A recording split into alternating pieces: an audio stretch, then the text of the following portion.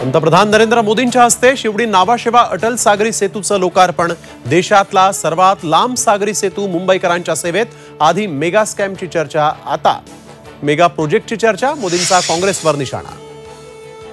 Drugs घेऊ नका, शिव्या देऊ नका, मोदींचा तरुणांना सल्ला। तर घराणेशाहीच्या राजकारणाला शह देण्यासाठी तरुणांनी राजकारणात येण्याची गरज। नाशिकच्या युवक महोत्सवामध्ये पंतप्रधानांची साद।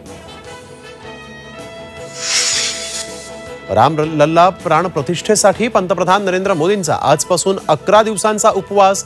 अष्टांग योगातील यमनियमांचं करणार पालन। उद्धव ठाकरे पक्षप्रमुख झाले, त्या बैठकीला राहुल नार्वेकरही उपस्थित।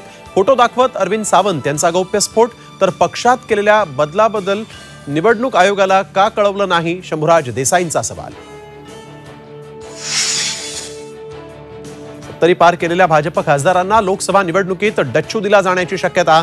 देशभरातच फॉर्म्युला राबवणार, सुभाष भामरे आणि रामदास तडस यांची उमेदवारी धोक्यात।